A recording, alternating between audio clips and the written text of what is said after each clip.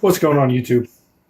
All right, so today I figured I'd give you guys an update on a new build I'm doing. This is the PSA's AR10, so the PA10 lower. And I didn't want to get a completed one because there was a lot of parts I wasn't going to use or end up having to change out. So I decided that I was just going to build it from scratch. So I got the lower, and then I went through and ordered various parts from other suppliers that were made for an AR10 lower. And while I know PSA on the website says, oh, the parts are going to be different from manufacturer to manufacturer, blah, blah, blah. I figured as long as I was going with the AR10 stuff, that it should be okay for the most part. So I figured I'd go over a couple of the problems that I ran into with this lower so far. So first off, the magazine tube, or not the magazine tube, I'm sorry. The buffer tube assembly is pretty much straightforward. Standard AR-15, AR-10 fits on here just fine. The only difference on the back plate is the spring detent for the rear takedown pin is not located behind the back plate. It's actually underneath where the magazine or the grip would go into. So that's not really that big of a deal. One thing I did notice is I ordered takedown pins for an AR-10, and while the rear takedown pin fits in there just like it should on both sides, what I noticed is because they changed where the detent location is, like normally it would be back here, so the pin would sit in like this, and I got the little American flag ones just for a little bit extra, little touch on there. Because the detent is on the lower side, when you put it lower,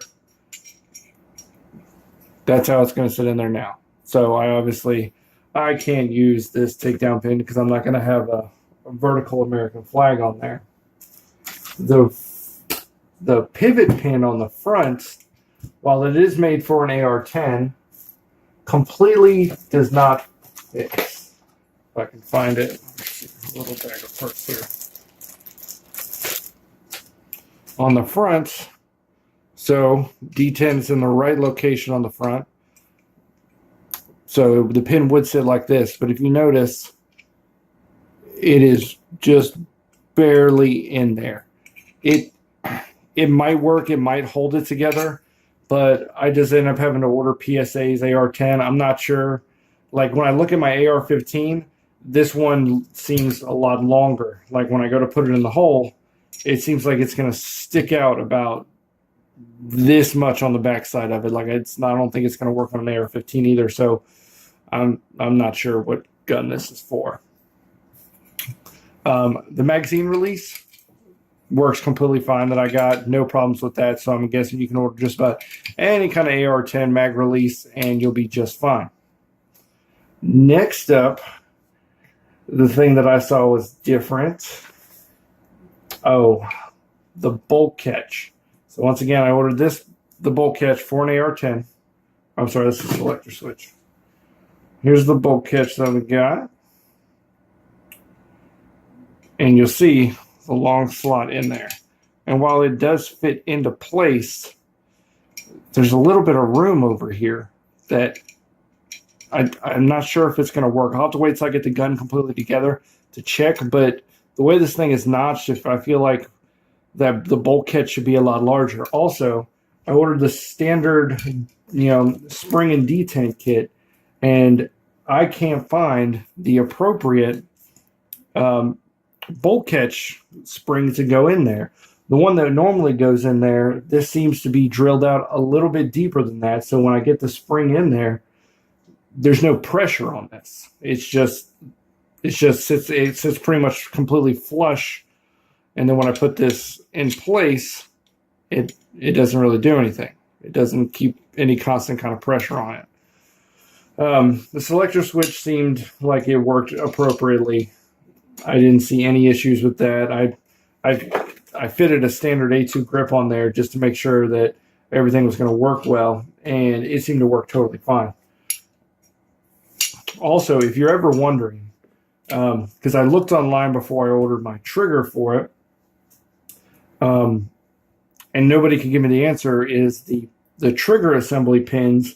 I know 90% of pins are going to be the small pins, and varying a couple different Colts and stuff like that, you're not really ever going to use the large pins. But I wanted to make sure, and I couldn't find that kind of information listed anywhere. So if you're going through the same thing, these are standard sized pins for the trigger assembly. So yeah, a little frustrating so far, but I didn't want to spend, I think it was $80 for a complete lower parts kit with no buffer tube on there. And I didn't want to spend the whole $80 when I was like, oh, I'm not going to use the trigger group. I'm not going to use the grip.